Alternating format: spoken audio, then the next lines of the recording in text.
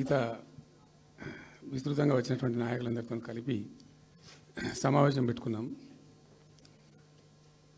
ప్రధాన కారణం, the main agenda of the meeting was Palamuru Rangareddy ఎత్తిపోతల పథకంలో ఈ రాష్ట్ర ప్రభుత్వం మరియు కేంద్ర ప్రభుత్వం కలిసి తెలంగాణకు చేస్తున్నటువంటి ద్రోహం, తెలంగాణకు తలపెట్టినటువంటి దుర్మార్గమైనటువంటి విధానం మీదనే చర్చ జరిగింది. దీని కథ ఏంటంటే చాలామందికి తెలియదు, అవగాహన కూడా ఉండదు. కొత్త తరం వాళ్ళకైతే అసలు తెలియదు. ద రీజన్ వై ఈజ్ సమైక్య ఆంధ్రప్రదేశ్లో అత్యంత దారుణమైనటువంటి వివక్షకు గురైన జిల్లా పాత మహబూబ్ నగర్ జిల్లా. చాలా చాలా దారుణానికి. రీజన్ ఏంటంటే వనరులు లేక కాదు, వసతులు లేక కాదు. కృష్ణానది ప్రవేశిస్తదే మహబూబ్ నగర్ జిల్లాలో. సరే, ఇప్పుడున్న తెలంగాణ, అప్పుడు ఉన్న ఆంధ్రప్రదేశ్ మొత్తం చూస్తే కూడా 300 and above కిలోమీటర్స్ కృష్ణానది పారుతుంది కూడా మహబూబ్ నగర్ జిల్లాలో. 308 కిలోమీటర్లకు పారుతుంది. 308 కిలోమీటర్స్ పారుతుంది. ఇది రెండు రాష్ట్రాలు కలిపి లెక్క చూస్తే కూడా. అయినా కూడా 50 ఏళ్ళు అప్పటికి 50 ఏళ్ళు పరిపాలించినటువంటి కాంగ్రెస్ పార్టీ కానీ, ఆ తదనంతరం సుమారు దగ్గర ఒక 20 ఏళ్ళు పరిపాలించిన తెలుగుదేశం పార్టీ కానీ, పాలమూరుకు చాలా దారుణమైనటువంటి తిరిగి కోలుకోలేనటువంటి దెబ్బ కొట్టిన పార్టీలు ఈ రెండు పార్టీల ప్రభుత్వాలు. ఇది లోకమందరికి తెలుసు. ఆ జిల్లా యాక్చువల్లీ అప్పర్ కృష్ణా ప్రాజెక్టు, భీమా ప్రాజెక్టు, తుంగభద్ర ఎడమ కాలువ ప్రాజెక్టు, దాని ద్వారా ఆనాటికి అన్ని ఫైల్స్ ఉన్నాయి, రికార్డ్స్ ఉన్నాయి. ఏదో ఒకటి స్టోరీ కాదు. 174 టీఎంసీ నీళ్ళు పాలమూరు రంగారెడ్డి జిల్లాకు రావాల్సి ఉండే. పాలమూరు జిల్లాకు ఆనాటి ప్రతిపాదిత ప్రాజెక్టుల ప్రకారం రావాల్సి ఉండే. ఆంధ్రప్రదేశే ఏర్పాటే తెలంగాణ పాలిట పెనుశాపం. కొంతమందికి నచ్చదు, కానీ పెనుశాపంగా పరిణమించింది ఆంధ్రప్రదేశ్ రాష్ట్ర ఏర్పాటు. మొత్తం తెలంగాణకు, అందులో మోర్ స్పెసిఫికల్లీ మహబూబ్ నగర్ జిల్లాకు జరిగినటువంటి తీవ్రమైనటువంటి అన్యాయం. ఎస్ఆర్సి యాక్ట్ అంటే స్టేట్ రీఆర్గనైజేషన్ యాక్టు స్పష్టంగా చెప్తుంది, ప్రతిపాదించబడి ఆల్రెడీ శాంక్షన్ అయ్యి జరుగుతుండే ప్రాజెక్టులు, కంటెంప్లేట్ చేసి ఉన్న ప్రాజెక్టులు, వాటిని మార్చకూడదు, అవి కొనసాగించాలి. ఆ చట్టం ఉండగా కూడా వాటి అన్నిటినీ కాదని వీటిని మొత్తం అబాండన్ చేసి పడేసిండ్రు. అట్లా చాలా చేసినారు. అక్కడ గోదావరి మీద చూసుకుంటే దేవునూరు ప్రాజెక్టు కావచ్చు, ఇచ్చంపల్లి కావచ్చు, రకరకాల ప్రాజెక్టులను అబాండన్ చేసినారు. అందులో అతి తీవ్రమైనటువంటి అన్యాయం మహబూబ్ నగర్ జరిగింది. ఇలా మహబూబ్ నగర్కి ఇచ్చే పాలమూరు ఎత్తిపోతలో మరొకటి కొత్త స్కీమ్ కాదు. గతంలోనే 174 టీఎంసీలకు ప్రాజెక్టులు రూపకల్పన జరిగి అంత అయింది. అయితే మేము చాలా వాదించినాం.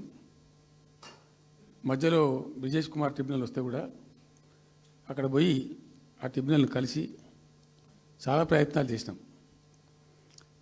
ఉద్యమ సందర్భంలో, ఉపన్యాసాలలో, కరపత్రాలలో, జలసాధన ఉద్యమ సందర్భంలో మా క్యాసెట్ల రూపంలో, స్పీచ్ల రూపంలో, కరపత్రాల రూపంలో, పోస్టర్ల రూపంలో, క్యాసెట్ల రూపంలో రకరకాలుగా వాదించుకుంటూనే ట్రిబ్యునల్ కూడా ఇవ్వాలని పోతే, ట్రిబ్యునల్కు ఉండే ఒక డెలికసీ ఏంటంటే వాళ్ళు రాష్ట్రాల మధ్య పంపిణీ చేస్తారు తప్ప రాష్ట్రం లోపల ఉండేటువంటి ఒక ప్రాంతానికంటే వాళ్ళు చేయరు.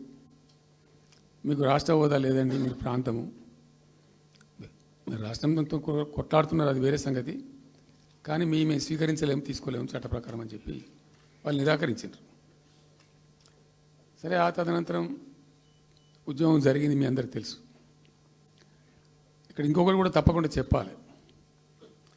బచావత్ ట్రిబ్యునల్ ఏర్పాటైనప్పుడు అతను పంపకాలు చేస్తూ బచావత్ ట్రిబ్యునల్లో స్పష్టంగా రికార్డెడ్ ఇప్పుడు ఉంది. బచావత్ ట్రిబ్యునల్లో స్పష్టంగా పొందుపరచబడి ఉంది. ఇప్పుడు బచావత్ గారు ఖుద్దు రిటైర్డ్ సుప్రీంకోర్టు జడ్జి, ఆయన స్వయంగా ఏమన్నాడంటే, ఈ ప్రాంతం నిజంగా చాలా నిరాదరణకు గురైంది, ఇంకా అవుతూ ఉన్నది.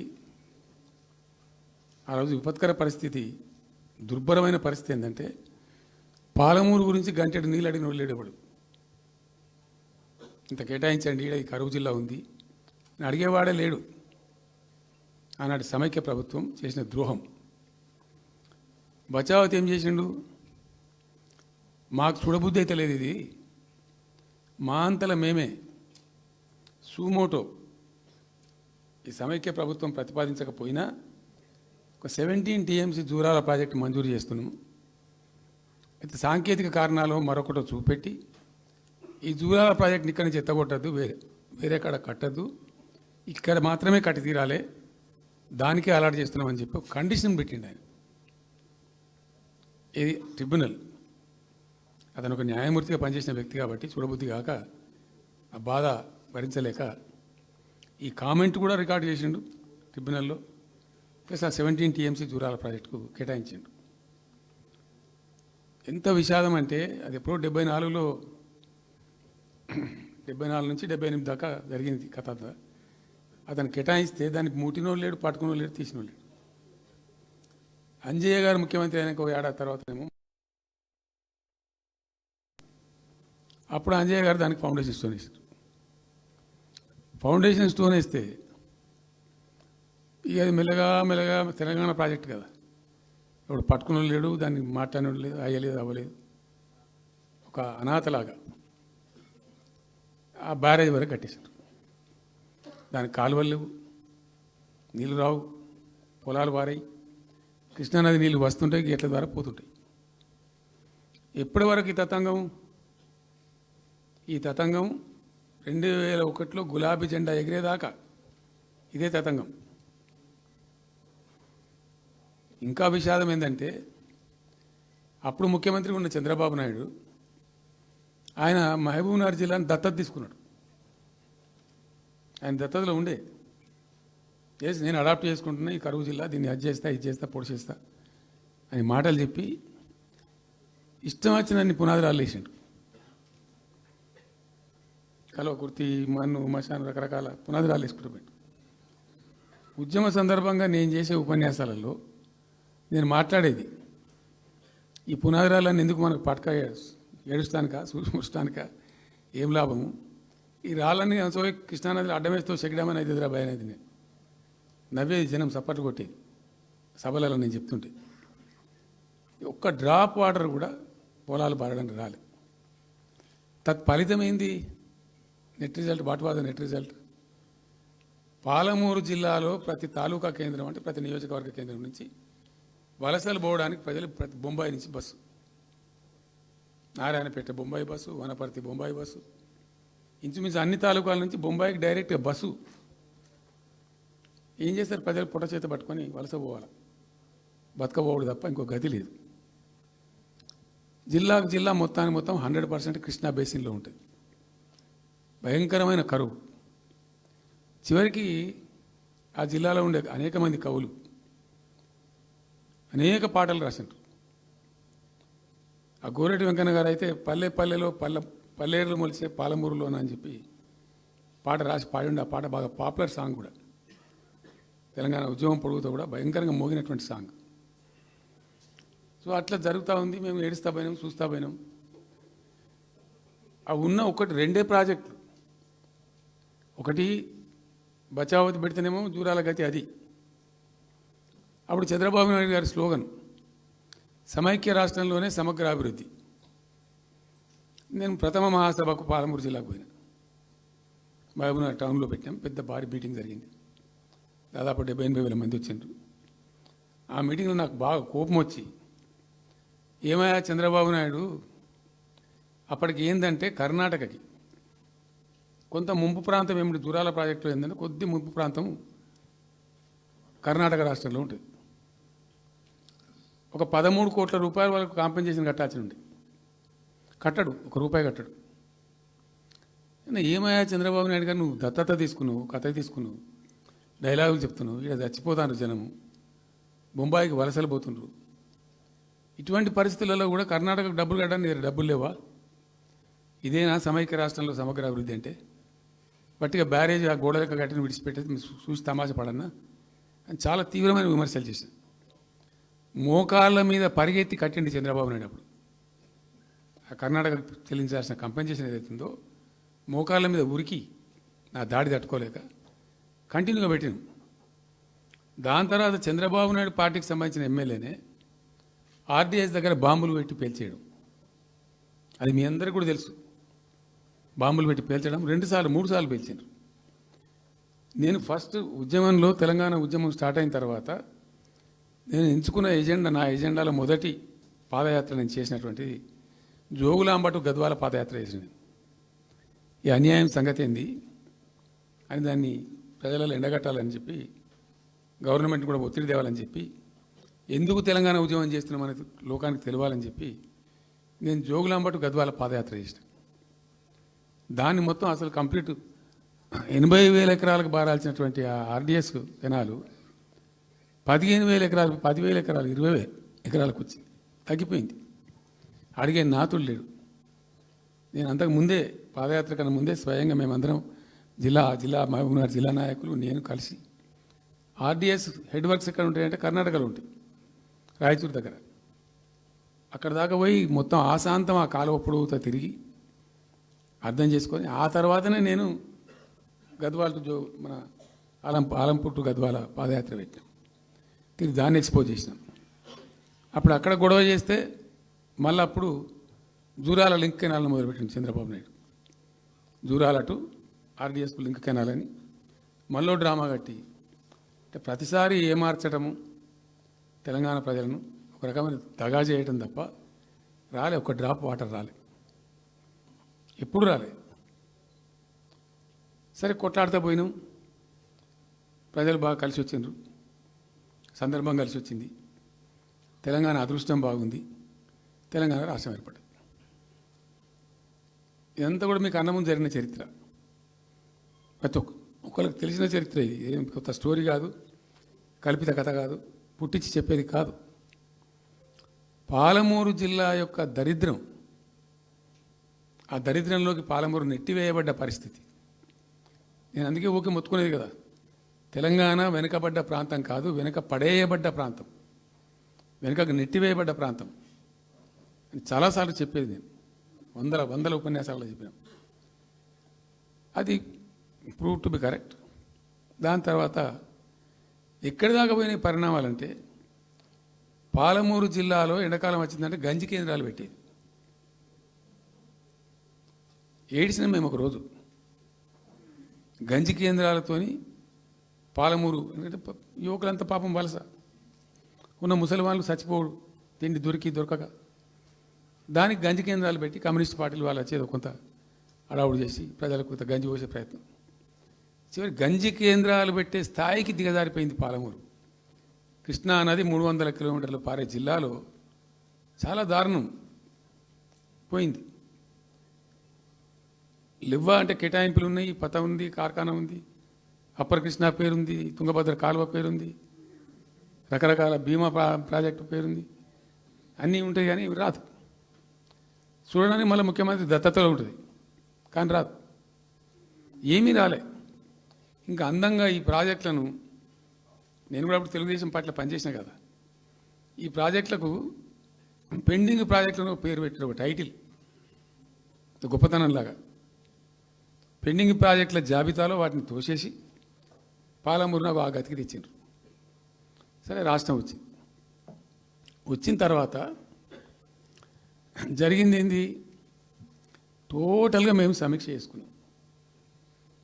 గోదావరి ఏంది, గొంగడి ఏంది, కృష్ణ అయింది, మనకు రావాల్సిన వాటా అయింది, దగా జరిగింది ఎక్కడ, ఎట్లా సరిదిద్దాలా, ఎట్లా మన ప్రయాణం ముందుకు పోవాలా, ఏం జరగాలి అని ఆలోచన చేసినాం. చాలా తీవ్రమైనటువంటి మదన పడ్డం. టాప్ ప్రయారిటీలో ఈ జిల్లా ఆదుకోవాలి మనం. అత్యంత భయంకరమైన కరువు ఉంది ఇక్కడ, కొంచెం లైన్లో పెట్టుకోవాలి. ఇప్పుడు మన సొంత రాష్ట్రం కాబట్టి మనకు ఆ ఇబ్బందులు ఉన్నాయని చెప్పి మా ప్రస్థానం ప్రారంభించాం. మొట్టమొదలు యుద్ధ ప్రాతిపదికన ఏవైతే పెండింగ్ ప్రాజెక్టులను పెట్టినరో వాటిని రన్నింగ్ చేసినాం. వాటిని అన్నిటికని నెట్టెంపాడు కావచ్చు, భీమా కావచ్చు, కల్వకుర్తి కావచ్చు, అన్నిటిని కూడా బ్రహ్మాండంగా లైన్లోకి తెచ్చినాం. తెచ్చి స్టార్ట్ చేసినాం. నికరంగా 6.5 లక్షల ఎకరాలకు ఆయకట్టు తెచ్చినాం ఆ పాలమూరు జిల్లాలో. మా గవర్నమెంట్ ఉన్నప్పుడే. ఇది అక్కడ ప్రజలందరికీ తెలుసు, అందరికీ తెలుసు, ప్రతి వాళ్ళకి తెలుసు. సామర్థ్యాలు పెంచుకున్నాం కొన్ని. నెట్టెంపాడులో భాగంగా ఒకటి రేలంపాడు రిజర్వాయర్ ఉంటుంది. అది జస్ట్ 1.5 TMs, 1/4 to 2 TMs అది ఉండే. నేను రివ్యూ చేసి అక్కడ రైతులతో మాట్లాడి, మీకు పంట పండదు, కష్టమవుతుంది కాబట్టి నేను కొద్దిగా పెంచాలని చెప్పి డబుల్ ద సైజ్ చేసినాం, 4 TMs చేసినాం, పంట పండాలి కాబట్టి. అట్లా రకరకాల చర్యలు తీసుకొని దాని ద్వారా ఆ కల్వకుర్తి లిఫ్టిగేషన్ ద్వారా, ఈ నెట్టెంపాడు ద్వారా, బీమా ద్వారా, బీమా phase 1 phase 2 ద్వారా అన్నీ కలిపి 6.5 లక్షల ఎకరాలకు. వాస్తవం చెప్పానంటే ఎంత దుఃఖభాజనం అంటే, ఎంత బాధాకరం అంటే, కృష్ణానది 300 కిలోమీటర్లు ప్రవహించేటువంటి పాలమూరులో 30,000 ఎకరాలు కూడా పారకం లేదండి. RDS అన్ని కలిపి లేదు, అసలు రావు, నీళ్ళు రావు, కాలువ లేదు, పొలం లేదు, ఏం లేదు. అందుకే అది వలసల జిల్లా అని పేరు ఎందుకు వచ్చింది పాలమూరుకు? ఎందుకు వలస పోతారు ప్రజలు? ఎంత కంపల్సరీ ఉంటే పోతారు, ఎంత దుఃఖం ఉంటే పోతారు, ఎంత బాధ ఉంటే పోతారు. ఆ విధంగా ఒక 6.5 లక్షల ఎకరాలు దానికి తెచ్చినాం. మిషన్ కాకతీయలో కొద్దిగా ప్రయారిటీ పెట్టి, భౌగోళికంగా బాగా విశాలంగా ఉండే జిల్లా కాబట్టి ఇప్పుడు కొత్త జిల్లాలు తీసుకున్నాం, కానీ ఆ రోజు అది పెద్ద జిల్లా. దానికి మిషన్ కాకతీయలో టాప్ ప్రయారిటీ ఇచ్చి మైనర్ ఇరిగేషన్ చెరువులు మొత్తాన్ని పోయినాయిగా అమ్ముకున్నారు, అబాండనైనాయి. మిగిలిన వాటిని కొన్ని సామర్థ్యాలు పెంచి ఒక పద్ధతికి తెచ్చినాం. అదో 1,20,000, 1,50,000 ఎకరాలకు అది దోహదపడ్డది. చెక్ డ్యాములు కూడా కట్టుకున్నాం. చాలా వాగుల మీద 100 కొద్ది చెక్ డ్యాములు కట్టినాం. ఇవన్నీ కూడా మీ కళ్ళ ముందే జరిగినాయి, మీ అందరికీ కూడా తెలుసు. ఈ RDS కెనాల్కి మోసం జరిగింది కాబట్టి మధ్యలో తుంగభద్ర మీద పెట్టి తుమ్మిల లిఫ్ట్ కూడా తెప్పించి తుమ్మిల లిఫ్ట్ కూడా పూర్తి చేసినాం. ఇది RDS ద్వారా కోల్పోయిన ఆయకట్టును రిస్టోర్ చేయడానికి తుమ్మిల లిఫ్ట్ కూడా స్టార్ట్ చేసినాం, నీళ్ళు పోపించినాం, బ్రహ్మాండంగా ఆయకట్టు అంతా పార్పించినాం. ఇట్లా అనేక రకాల చర్యలు అవి తీసుకొని ఒక 6.5 లక్షల ఎకరాలకేమో నెట్ ఆయకట్టు వచ్చింది. ఇండైరెక్ట్ ఆయకట్టేమో భూగర్భ జలాలు పెంచడానికి కట్టిన చెక్ డ్యాములు, మైనర్ ఇరిగేషన్ బాగు చేయడం, దాని ద్వారా కూడా 1,50,000 ఎకరాలకు వచ్చింది. ఆ తదనంతరం మరి మనం ఎట్లా ముందుకోవాలా, ఏం చేద్దామని చెప్పి ఈ రంగారెడ్డి జిల్లా కూడా వాళ్ళు పాపం కృష్ణా బేసినే, ప్రతి డ్రాప్ రంగారెడ్డిలో పడే ప్రతి వర్షం చుక్క కృష్ణానదికి పోతుంది, ఇంకెక్కడికి పోదు. నల్లగొండ జిల్లాలో కురిసే ప్రతి వర్షం చుక్క కూడా కృష్ణానదికి పోతుంది.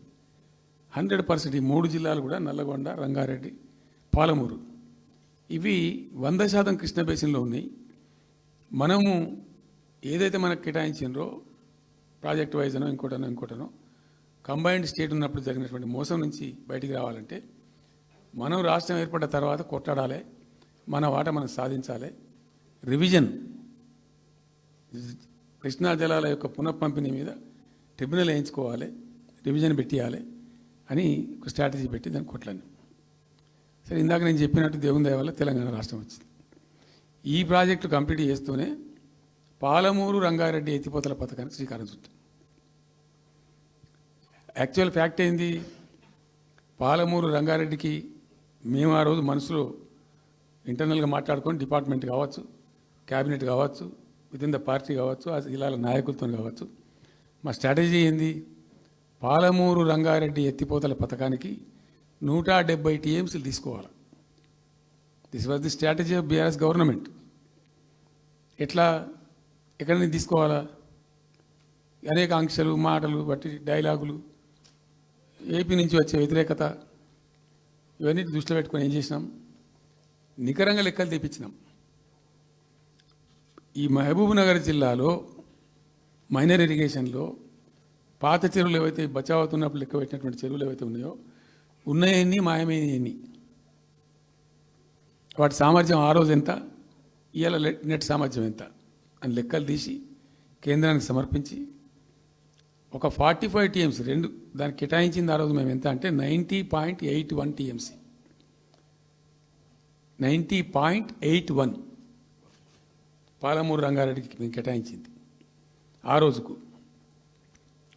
అయితే 170 ఎట్లా అంటే మరి మాకు ఇంకా వాటా వస్తుంది కదా, ట్రిబ్యునల్ వచ్చిన తర్వాత మాకు వాటా వస్తే దానిలో తీసుకున్న నీళ్ళని కూడా దీనికే మనం అటాచ్ చేసుకుంటామని చెప్పి 91 పాయింట్ తీసుకున్నాం. ఎట్లా తీసుకున్నాము, బచావత్ ట్రిబ్యునల్లోనే ఒక తీర్పు చాలా స్పష్టంగా ఉన్నది, డెసిషన్ అది ట్రిబ్యునల్ యొక్క నిర్ణయం ఏంటిది, ఆంధ్ర వాళ్ళు మొదటి నుంచి కూడా మేము కొంత గోదావరి నీళ్లు కృష్ణా డెల్టాకి తెచ్చుకుంటాం, నాగార్జునసాగర్ ఆయకట్టుకు తెచ్చుకుంటాం, మరో దాన్ని తెచ్చుకుంటాం అనే పద్ధతులు మొదలుపెట్టి తెచ్చుకున్నారు. దాంట్లో భాగంగా 80 టీఎంసీలు వాళ్ళు తీసుకుంటున్నారు. ఇది పోలవరం కట్టి ఆ కెనాల్ అప్పుడు వైఎస్ రాజశేఖర్ తవ్వింది కదా, పట్టిసీమ లిఫ్ట్ పెట్టిండ్రు, ఇనీషియల్ లిఫ్ట్ పెట్టిండ్రు, తర్వాత ఇప్పుడు కెనాల్ అయింది.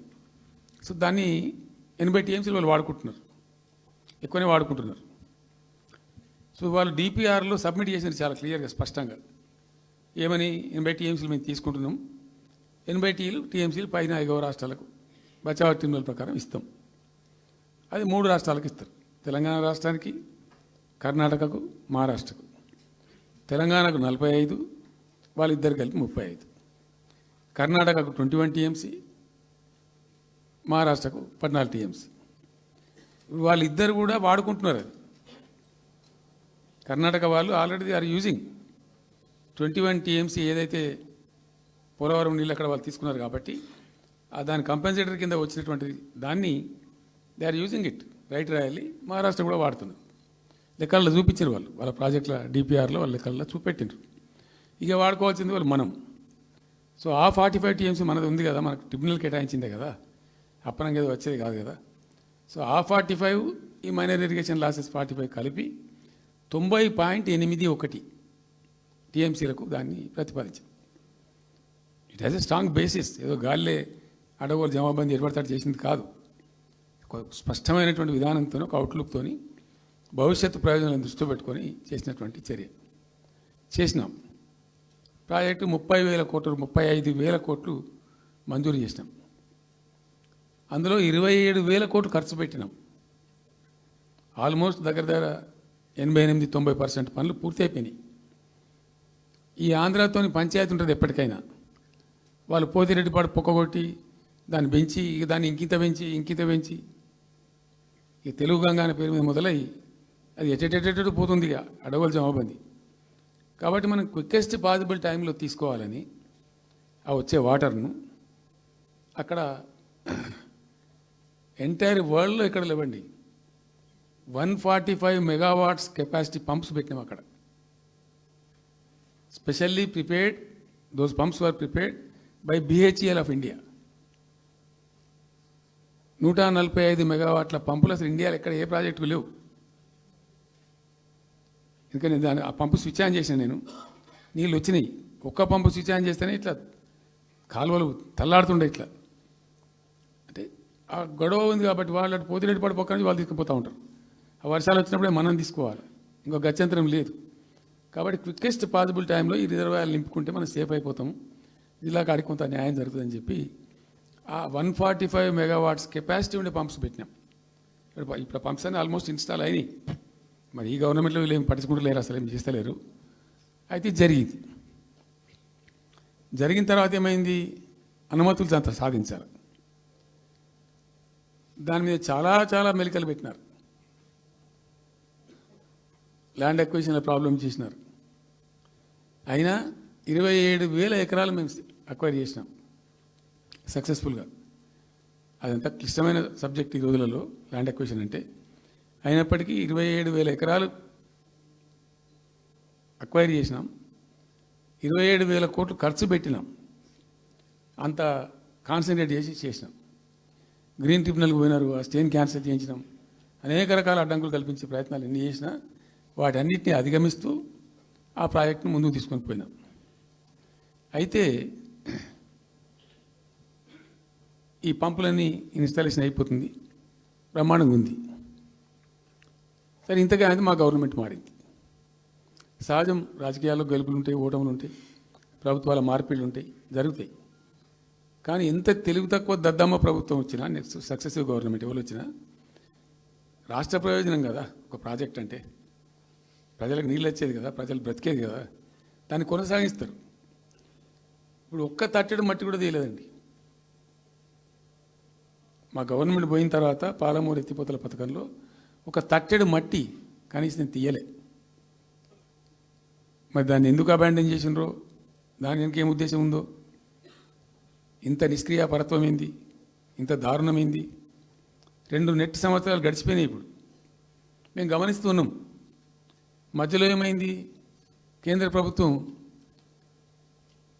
ప్రభుత్వంతో తమాషా. బీజేపీ మొదటి నుంచి మాకు తెలంగాణకు శని అయింది. అది కేంద్ర ప్రభుత్వం ప్రతిదాన్ని వ్యతిరేకించడమే. ప్రతిదానిగా చంద్రబాబు ఎన్డీఏలో చేరడం, ఆయన మాటలు పట్టుకొని వ్యతిరేకించడం, అడ్డంగా ఇష్టం వచ్చిన పద్ధతులు. మేము బాగా కొట్టాను. మేము ఉన్న రోజులు అనేకమైనటువంటి పోరాటాలు చేసినాం. చేసి దాన్ని ఎప్పటికప్పుడు సాధించుకున్నాం. అనుమతులు కానీ ఇంకోటి కానీ మొత్తం 9-10 అవసరం పడతాయి. అందులో 6 అనుమతులు ఆల్రెడీ వచ్చేసినాయి. Main environmental impact, environment assessment కమిటీది అదే మెయిన్ అసలు ప్రాజెక్టుకు లైఫ్ లైన్. దాని మొత్తం అనుమతులు వచ్చేసినాయి. దాని తర్వాత మిగిలిన అనుమతులన్నీ లాంఛనమే, ఇక ఇచ్చేయాల్సిందే. అది ఇచ్చిందంటే అటువంటి అతి ముఖ్యమైనటువంటి అనుమతి కూడా తెచ్చినాం. అన్నీ తెచ్చినాం. అన్నీ వచ్చిన తర్వాత కేంద్ర ప్రభుత్వం మన చంద్రబాబు నాయుడు ఎంపీలు అవసరం ఉంది కదా అక్కడ వాళ్ళకు. ఇప్పుడు ఇద్దరు ఎంపీలు అవసరం కదా, నితీష్ కుమార్, చంద్రబాబు నాయుడు. దానికోసం బీజేపీ ఎంతకైనా దిగజారుతుంది. ఆడ ప్రభుత్వం నిలబెట్టుకోవాలి కాబట్టి ఎంతకైనా దిగజారి ఆయన మాట పట్టుకొని డిపిఆర్ను వాపసు పంపించారండి. మేము ఉన్న రోజులు రాలే డిపిఆర్ వాపసు. అనుమతులు తెచ్చిన ఉల్టా మేము. ఇంకా డిపిఆర్ వాపసు వస్తే భూమి ఆకాశం ఒకటి చేయాలా రాష్ట్ర ప్రభుత్వం. ఎంత లొల్లి చేయాలా, ఎంత హడావుడి చేయాలా. ఆల్ పార్టీ డెలిగేషన్ తీసుకుపోవాలి. అవసరం వస్తే మేము వడ్లు కొనకపోతే పోయి ఢిల్లీలో ధర్నా చేసినామండి. మేము అప్పుడు మా గవర్నమెంట్ ఉన్నప్పుడు రైతులు పండించిన పంట కొనకపోతే యావత్తు ఎమ్మెల్యేలు, క్యాబినెట్ అందరం పోయి ఢిల్లీలో ధర్నా చేసి కేంద్ర ప్రభుత్వం మెడలు వంచినాం. మేము 80 లక్షల టన్నులు మనకి తీసుకుంటామనేటువంటి ఒప్పందం మీద సంతకం చేయించుకొని వచ్చినాం. వడ్లు కొనిపించినాం ఎఫ్సిఐతోని. మామూలు వడ్లు కొనకపోతేనే మేము అంత అడావుడి చేసిపోయినాము. కానీ ఒక ఇంత పెద్ద ప్రధానమైన 3 జిల్లాలకు సంబంధించిన ప్రాజెక్టు డిపిఆర్ వాపసు పంపిస్తే వీళ్ళు కుయ్యలేదు, కుట్టుకోలేదు, వాళ్ళకి చెప్పని కూడా చెప్పలేదు. తెలియదు ఎవరికి బయట. జస్ట్ దేవర్ ఇంకా బాధాకరమైన అంశం ఏంటంటే, అసలు 170 టీఎంసీలకు దాదాపు మేము ఏమి చేస్తే బ్రిజేష్ ట్రిబ్యునల్ నడుస్తుంది కదా. దీనిలో ఎట్లుంటుందంటే ఇంకో విషయం అండి, దీన్ని స్పష్టంగా చెప్తున్నాను, మళ్ళీ కన్ఫ్యూజన్ అవుతుంది. దేశంలో ఒక కొత్త రాష్ట్రం ఏర్పడితే దానికి కొన్ని సంక్రమణలు ఉంటాయి. నీళ్ళెన్ని రావాలి, ఫలాన్ని ఇంత రావాలి, ఫలాన్ని ఇంత రావాలి అని కొన్ని సంక్రమిస్తాయి ఆటోమేటిక్గా. అది ఎస్ఆర్సీ యాక్ట్. భారతదేశంలో ఇనీషియల్గా ఉన్నాయి 14 స్టేట్సే. ఇప్పుడు జమ్మూ కాశ్మీర్ అదేదో వాళ్ళు చేసినారు, కానీ అదర్వైజ్ 15 రాష్ట్రాల తర్వాత ఏర్పడ్డాయి. వాళ్ళు దాన్ని ఇప్పుడు యూనియన్ టెరిటరీ చేసిన కదా లద్దాఖ్ను. 15 అంటే ఒరిజినల్గా ఉన్నదానికంటే ఇంకో రాష్ట్రం ఎక్కువ కలిపి కొత్త రాష్ట్రాలు వచ్చినాయి. సో వాటికి ఒక పద్ధతి ఉంది. ఏ రాష్ట్రం ఏర్పడ్డప్పుడు దానికి ఏదేమి ఇవ్వాలి, హైకోర్టు ఎట్లా, పలాంది ఎట్లా అన్నీ దానికి ఒక చట్టం ఉంది. అవన్నిటిని బుల్డోజ్ చేస్తూ ఇక్కడ ఇయ్యలే. నీళ్ళు ఎన్ని రావాలా, ఫస్ట్ ఛాయిస్ వాళ్ళకి ఇస్తారంటే ఆ రాష్ట్రాలకు ఇస్తారు. ఏ రాష్ట్రాలు అయితే విడిపోయినాయో మీరు మ్యూచువల్ అండర్స్టాండింగ్లో చేసుకోండి అని ఇస్తారు. ఇక్కడ పొసిగే కార్యక్రమం కాదు. కాబట్టి మేము ఏం చేసినామంటే 1 ఇయర్ తర్వాత, 1 ఇయర్ లోపు ఒకవేళ పరిష్కారం అయితే 2 రాష్ట్రాలు చేసుకోవాలా, లేదా సెంట్రల్ గవర్నమెంటే ఆర్బిట్రేషన్ ద్వారా చెయ్యాలా కూర్చొని. చేయనప్పుడు ఏం చేయాలంటే సుప్రీంకోర్టు పోవాలి. మేము 1 ఇయర్ తర్వాత కేంద్ర ప్రభుత్వానికి అప్పీల్ చేసినాం. సెక్షన్ 3 వేయండి, మాకు కృష్ణా జలాల పునఃపంపిణీ చేయండి. చేస్తే దాన్ని వాళ్ళు ఖాతరు చేయాలి. మేము సుప్రీంకోర్టుకు పోయినాం. సుప్రీంకోర్టు కోపానికి వచ్చింది కేంద్ర ప్రభుత్వం మీద కూడా. ఒక రాష్ట్రం అంటూ ఏర్పడ్డప్పుడు యాక్ట్ ప్రకారం, పార్లమెంట్ యాక్ట్ ప్రకారం వాళ్ళకి రావాల్సిన అన్నీ రావాలి కదా. మరి ఇది కూడా వాళ్ళకి ఏదో తేల్చండి, మీరు తెలుస్తారా లేదంటే అప్పుడు ఆ మంత్రి, ఆయన పేరు షెకావత్ ఉండే కదా, గజేంద్ర సింగ్ షెకావత్, నేను ఢిల్లీ పోయినప్పుడు నన్ను రిక్వెస్ట్ చేసిన ఆయన, భాయ్ సాబ్ మాకు కూడా ఇబ్బంది అవుతుంది, మీరు అది విత్డ్రా చేసుకోండి సుప్రీంకోర్టులో కేసు, మేము సెక్షన్ 3 చేస్తామండి. అప్పటికే 2-3 ఏళ్ళు గడిచిపోయింది, డిలే అవుతా ఉన్నది. నేను పోయినప్పుడు అడుగుతున్నా, పర్సూ చేస్తున్నా, మాట్లాడుతున్నాం, ప్రైమ్ మినిస్టర్ లెటర్స్ ఇచ్చినాం, అన్నీ చేస్తున్నాం. ఫైనల్గా సుప్రీంకోర్టు చివాట్లు పెట్టిన తర్వాత వాళ్ళు ఉండి మీకు విత్డ్రా చేసుకుంటే దయచేసి మేము ఇట్లా సుప్రీంకోర్టు ఆర్డర్ వస్తుందని తెలిసిపోయింది వాళ్ళకు కూడా. ఆటోమేటిక్ ఇస్తుంది కదా కోర్టు ఆర్డర్, న్యాయప్రదంగా రావాల్సింది ఇస్తుంది. కాబట్టి ఎట్లా తప్పేటట్లేదు ఇక కోర్టు ఆర్డర్ ఎందుకని చెప్పి మీరు విత్డ్రా చేసుకోండి భాయ్ సాబ్, మేము ఇచ్చేస్తాం. మంచిగా విత్డ్రా చేసి మళ్ళీ లెటర్ పెట్టినాం. మీరు చెప్పిన ప్రకారం విత్డ్రా చేసుకున్నామండి అంటే లెటర్ పెట్టండి అంటే పెట్టినాం. అది ప్రాసెస్లో ఉంది సెక్షన్ 3 వేయడానికి. చివరికి వేసారు. ఇప్పుడు సెక్షన్ 3 వేసారు, దాని మీద బ్రిజేష్ ట్రిబ్యునల్ అపాయింట్మెంట్ కూడా అయిపోయింది. ఇప్పుడు వాదనలు జరుగుతున్నాయి, మాకేం రావాలి, మీకేం రావాలి, తెలంగాణ రాష్ట్రం, ఆంధ్ర రాష్ట్రం మాట్లాడుతూ ఉన్నారు. సో ద క్వశ్చన్ ఏంది, అక్కడ ఉంది, ఇప్పుడు తేలుతుంది. మా ఉద్దేశం ఏంది, 90 టీఎంసీలు అయితే మాకున్నాయి నికరం, మాకు ఎవరు ఇచ్చేది ఏం లేదు, ఎవరు అడుక్కునేది ఏం లేదు. అడిషనల్ ఇంకో 60-70 టీఎంసీ, ఇంకో 70-80 టీఎంసీ కావాలంటే ఎట్లా అంటే, ఈ ట్రిబ్యునల్లో వచ్చేటువంటి అధిక వాటా ఏదైతే మనకు ఉంటుందో, ఇందులో ఒక గుడ్ సైన్ అని ఈయన బ్రిజేష్ ట్రిబ్యునల్ ఏం చేసిండు, వచ్చిన తర్వాత ఆయన ఒకటి చేసిండు. అంతకుముందు చట్టం ఏముంటుండే, 75% డిపెండబిలిటీ మీదనే నదుల నీళ్ళు కేటాయింపు జరగాలి, 75% డిపెండబిలిటీ మీద. మన కృష్ణా జలాలు వచ్చినప్పుడు అట్లే ఇచ్చిండ్రు. ఈయన బ్రిజేష్ ట్రిబ్యునల్ వచ్చిన తర్వాత ఈయన ఏం చేసిండంటే 75% బోల్డ్ అండి, మంచి సర్ప్లస్ ఇయర్స్లో చాలా వర్షాలు పడుతున్నాయి, కావాల్సిన నీళ్ళు వస్తున్నాయి, అవి వేస్ట్ అవుతున్నాయి అనవసరంగా, అట్లెందుకు కేటాయింపులు చేసుకుందాం, 65% డిపెండబిలిటీ పెట్టుకుందాం అని చెప్పి పెట్టిండు. దాని ద్వారా ఏమైంది, మన కృష్ణా నదిలో ఒరిజినల్గా వచ్చిన అలాట్మెంట్ 811 టీఎంసీ, 811 టీఎంసీలే బచావ్ ట్రిబ్యునల్ ప్రకారం. కానీ తదనంతరం ఈయన బ్రిజేష్ వచ్చిన తర్వాత అది ఆల్మోస్ట్ 1005 పోయింది, ఇంకో 195 టీఎంసీ పెరిగింది. ఆ 10% యాడ్ చేసే వరకు పెరిగితే అలా మనకు కూడా ఆటోమేటిక్ వాటా వస్తుంది. ఇప్పుడు తేలుతుంది అది. సో మేము ఆశపడ్డది ఏంటంటే, ఒరిజినల్గా పెట్టుకున్నటువంటి ఈ 90 టీఎంసీ అది బచావ్ ట్రిబ్యునల్ ఇచ్చిందే 45 టీఎంసీ. 45 టీఎంసీ మనం హైయర్ ఇరిగేషన్ లెక్కలు బాజాప్తా తీసి ఇచ్చినాం కాబట్టి అది యాక్సెప్ట్ చేసిన వాళ్ళు. ఈ 90 టీఎంసీ ప్లస్ ఇప్పుడు అడిషనల్గా వచ్చేది కలిస్తే మనకు దాదాపు 170-160 దాకా తీసుకొని పోవచ్చు.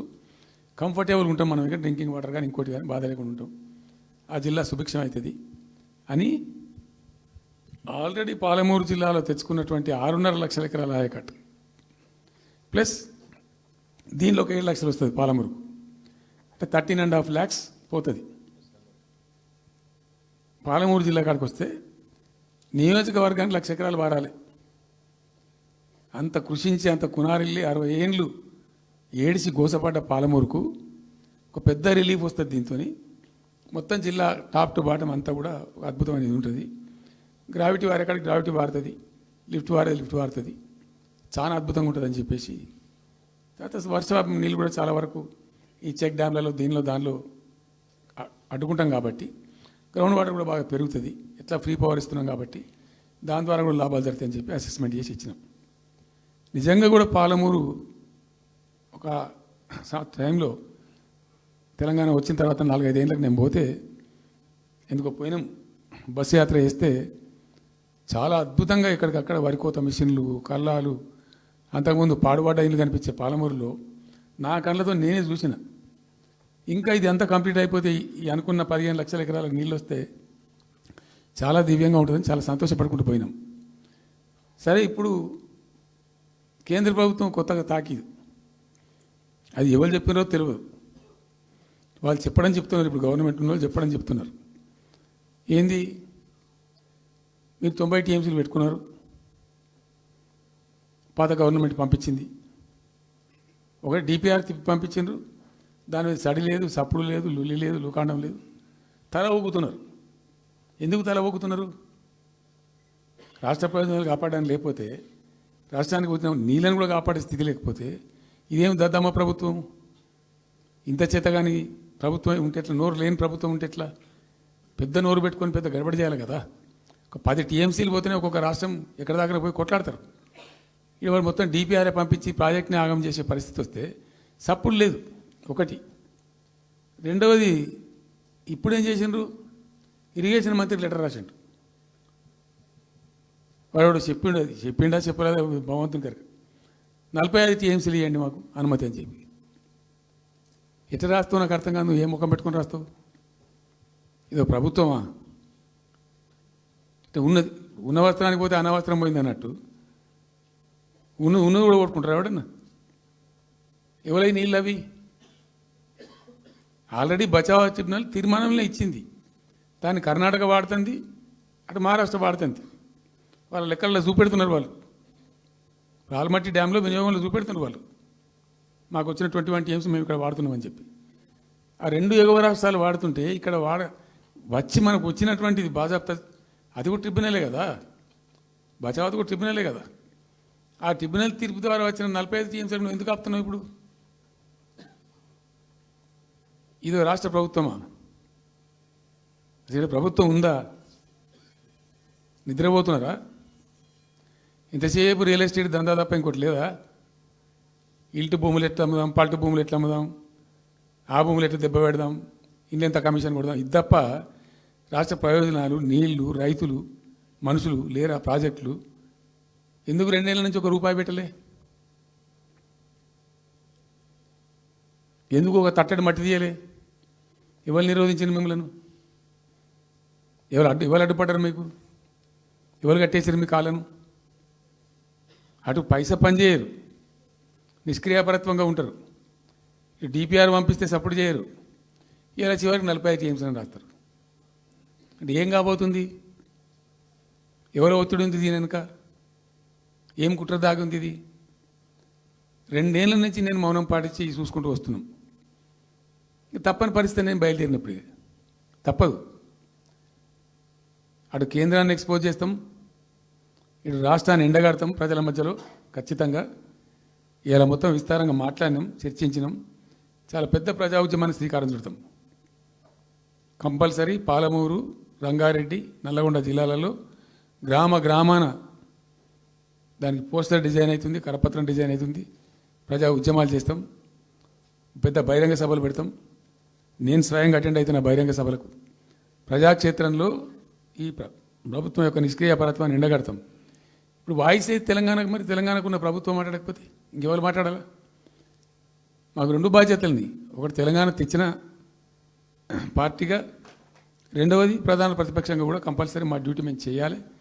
అందుకోసం గాను వీళ్ళు ఏదో తమాషకు మేము అదోటి ఇదోటి అడ్డం పొడుగు మాట్లాడి, కిరికిరి మాటలు మాట్లాడి, ఈ కారు కూతలు కూసి ఏదో చేస్తామనుకుంటే నడవదిగా. ఏళ్ళ దాకా వేరే కథ, రేపటి నుంచి వేరే తోలు తీస్తాం ఎక్కడికక్కడ. ప్రజలు ఖచ్చితంగా ఎక్కడికక్కడ నిలబెట్టే ప్రయత్నం చేస్తాం. అడుగున చెక్ చేస్తాం, ప్రతి విషయంలో చెక్ చేస్తాం. Sufficient time we have given. మేము తొందరపడి మేము ఎందుకు కన్నెర్రయ్యి మా ప్రభుత్వం పోయింది వీళ్ళు వచ్చింది అనేటువంటి ఒక పిచ్చి అయ్యి అట్లా మేము చేయలే, అటువంటి వాడికి పోలే. ఇష్యూల మీద పోరాడుతున్నాం, ఒకే ఫీజు రియంబర్స్ మీద పోరాడుతున్నాం, ఇంకోటి పోరాడుతున్నాం. రకరకాల భూదందాల మీద, దోపిడీ మీద, లగచర్ల మీద, గిగచర్ల మీద పోరాడుతున్నాం. పార్టీ కొట్లాడుతున్నది, తప్పదు కాబట్టి కొట్లాడుతాం. ఇప్పుడు మొత్తం మొదటికే ముప్పొచ్చే పరిస్థితి ఉంది. అటు గోదావరి మీద అరాకిరి చేసి చంద్రబాబు నాయుడు, ఏపీ ప్రభుత్వం నల్లమల సాగరు, ఈ సాగరు, ఆ సాగరు, అటు గోదావరి దోపిడీ జరుగుతూ ఉంటే దాని మీద సప్పులు లేదు. ఇటు కృష్ణలో ఇంత ఘోరంగా పాలమూరు ఎత్తిపోతల మీద దీని మీద సప్పులు లేదు. మరి ఎవరి ప్రయోజనాల కోసం ఉన్నట్టు రాష్ట్ర ప్రభుత్వం? ఏం చేయడానికి ఉన్నట్టు? ఏం జరుగుతున్నట్టు రాష్ట్రంలో? కాబట్టి ఎట్టి పరిస్థితుల్లో నేనే స్వయంగా రంగంలో దిగాలనుకున్నా. దినం ఈరోజు డిసిషన్ అయిపోయింది. 2-3 రోజులలో, 2-3-4 రోజులలో, రాబోయే 3-4 డేస్లో ఆయా జిల్లాల నాయకులతో సమావేశమై ఖచ్చితంగా చాలా పెద్ద ఎత్తున అక్కడ గ్రామానికి డప్పు కొడతాం, మొత్తం సభలు పెడతాం, కవులు, గాయకులు, కళాకారులు అందరినీ తట్టి లేపుతాం. మీ పత్రికా విలేకరులను కూడా రిక్వెస్ట్ చేస్తాం. అక్కడ జరిగే అన్యాయాన్ని, ప్రజలకు జరిగేటువంటి అన్యాయాన్ని, ఈ జలదోపిని అరికట్టాలని ఈ కేంద్ర ప్రభుత్వం అవలంబిస్తున్న విధానాన్ని కూడా తప్పకుండా చేస్తాం. ఇన్ని రోజులు ఒక రకంగా పోయినాం, కానీ తప్పేటట్లేదు. ఇప్పుడు ఎవరితోనైనా సరే కొట్లాడతాం, తెలంగాణ కోసం భయపడం, యాందాకాని పోతాం, ఈ కొండ మీద గోపైనా సరే కొట్లాడతాం తప్ప ఇడిచిపెట్టాం. ఇక్కడ ఏమి ముఖాలు చూసేది కానీ ఇంకోటి కానీ నైసిటీస్ ఏమి లేవు. There is no necessity at all. Will fight, డెఫినెట్గా ఫైట్ చేస్తాం. ఎందుకంటే రక్షించుకోవాలి, రాష్ట్రం యొక్క హక్కులు రక్షించుకోవాలి, నీళ్లు రక్షించుకోవాలి, రాష్ట్ర ప్రజల ప్రయోజనాలు రక్షించుకోవాలి. ఈ విధంగా ఇప్పుడు మా కళ్ళ ముందు జరిగినటువంటి దీనిలో ఈ దుర్మార్గంలో ఎట్లా మౌనం పాటిస్తాడు కేసీఆర్? ఎందుకు మౌనంగా ఉంటాం? ఎవరి కోసం ఉంటాం? ఎందుకోసం ఉండాలి? కాబట్టి అరాకిరి ముచ్చట్లు కావు. ఇష్టం వచ్చినట్టు మాట్లాడి ఇష్టం వచ్చినట్టు ఆల్తు ఫాల్తు కూతలు కూసి ఏదో చేస్తామంటే అది జరిగేది కాదు, జరగనీయం. రెండవది, ఈ ప్రభుత్వం కూడా సర్వభ్రష్ట ప్రభుత్వం, సర్వములో భ్రష్టమైంది. మేము చెప్తా, బీజేపీ కథ కూడా చెప్తా. ఎందుకు చెప్పా? డెఫినెట్గా చెప్తాం. అరే నువ్వు మా ఇంట్లోకి వచ్చి మాకు దోసుకపోతా అని ఊరుకుంటామే? నాకు అర్థం ఎవరైతుంది ఏమైనా ఉండొచ్చు కాక ఏమైనా ఉండకపోవచ్చు కాక నీ చేయబెట్టి పైసలు కూర్చుకుంటా అంటే ఊరుకుంటామా? సాధారణ కడికి అయితే కొట్లాడతాం కదా.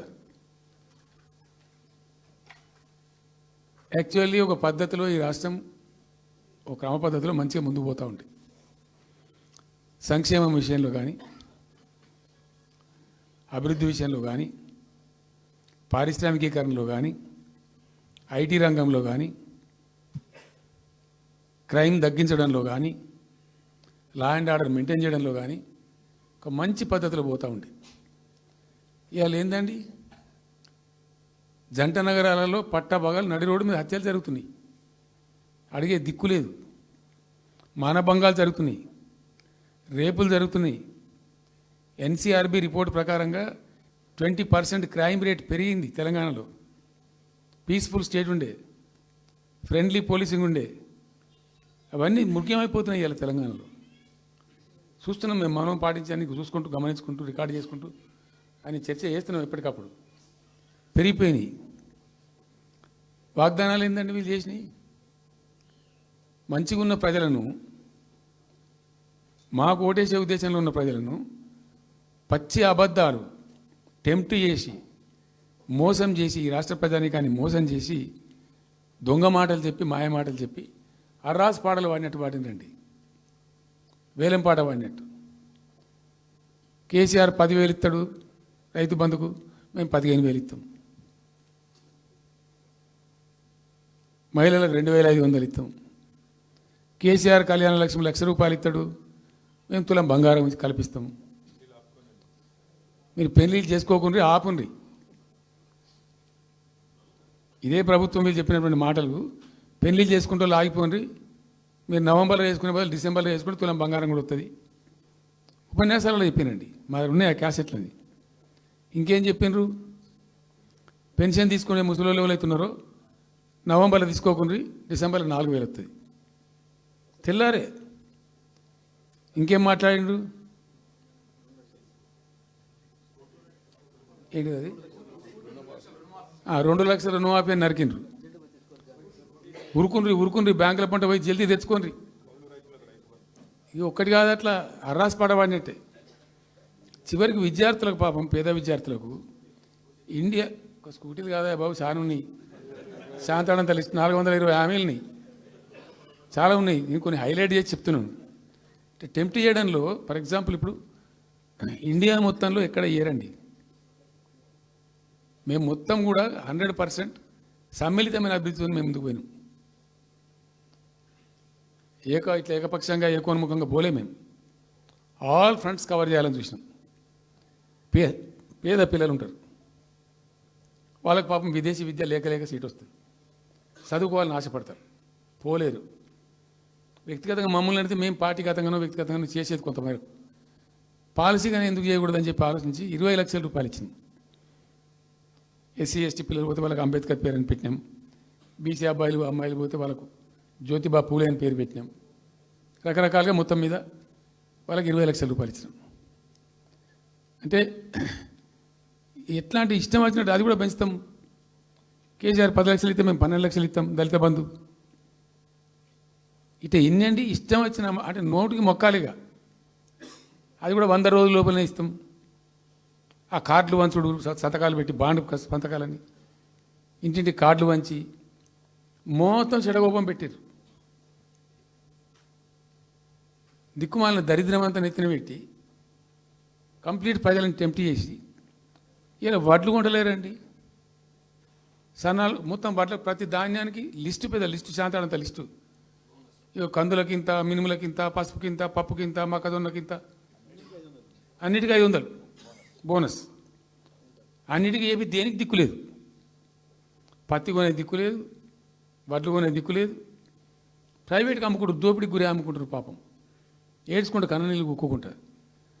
చివరికి వస్తే యూరియా సప్లై చేసే తెలివితేటలు లేవానండి. మా గవర్నమెంట్ ఉన్నప్పుడు రైతులు గ్రామాలలో ఒక ఆటో రిక్షాకి డబ్బులు ఇచ్చి 10 బస్తాలు తెచ్చి బాబు అంటే తెచ్చి ఇలా పడేసిపోతుండే వాడు పొలం కాడ. ఇవాళ రైతులు రోజుల తరబడి గంటల తరబడి చెప్పులు పెట్టి, బీఆర్ఎస్ లేకముందు చెప్పుల లైన్లు ఉండే, బీఆర్ఎస్ ఉన్న రోజులు చెప్పుల లైన్లు మాయమైనవి. మళ్ళీ ఇప్పుడు కాంగ్రెస్ రాగానే మళ్ళీ ఇప్పుడు చెప్పుల లైన్లు స్టార్ట్ అయిపోయినాయి వరుస పెట్టి. మళ్ళీ ఇప్పుడు ఏందో యాపో బోపో తెచ్చిండ్రు, అది ఒత్తితే నడచలేదు, పిక్తలేదు. అది ఏ ఎరువు బస్తాకు యాప్ ఎందుకైనా నాకు అర్థం కాదు. ఇంకా ఆ యాప్లో కూడా నాకు పూర్తిగా తెలియలేదు. నేను రాత్రి కూడా చెప్పే ఆ యాప్లో ఏముంటుందట. ఇప్పుడు నాకు పట్టుందా, అది ఎన్ని మాటలు ఇస్తారట. సపోజ్ నాకు 3 ఎకరాలు ఉంది. 3 ఎకరాలు ఉంటే ఎకరానికి 2 బస్తాలు చొప్పున 3 సార్లు ఇస్తారట. అది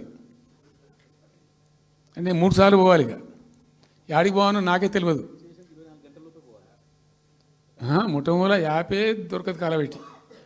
అది ఏదైనా చదువుకుని పూరాన్ని పెట్టుకొని విని పట్టుకొని తిప్పలు పడదామంటే కూడా ఆ యాప్ ఒత్తితే ఏం కనబడుతుందట. యాప్ ఒత్తితే ఏం కనబడుతుందట. ఏ గోదాంలో ఎరువులు అని చెప్తారట. అంటే ఇలా గజ్వేల్లో చెప్తారు, రేపు సిద్దిపేటలో చెప్తారు, ఎల్లుండి సిరిసిల్లలో చెప్తారు. ఏ గోదాం పోవాలి, ఎటు పోవాలి. ఇంతకన్నా జోక్ ఉంటుందా. రైతులకు మండల కేంద్రంలో ఎరువుల దుకాణం ఉంటుంది, తప్పితే వాళ్ళ తాలూకా కేంద్రంలో ఉంటుంది ఎక్కువ. ఆడ సాగుకారు ఉంటాడు, ఇచ్చేటోడు ఉంటాడు, అప్పిచ్చేటోడు ఉంటాడు. మనం బాగా విస్తరించినామా. నేను ఏమంటున్నానంటే 7,100 కొనుగోలు కేంద్రాలు పెట్టినాం కదా. వాళ్ళ ఊర్లో పోయి కొన్నాం కదా. ధాన్యం నెత్తిన పెట్టుకొని వాళ్ళ అంగడికి వచ్చి ఈ మార్కెట్ పైన తిరుగుడే బంద్ చేసినాం కదా. అసలు రైతు సెంట్రిక్గానే మన పరిపాలన ఉండే కదా కంప్లీట్గా. అని మొత్తం సాప్ పట్టేసారు.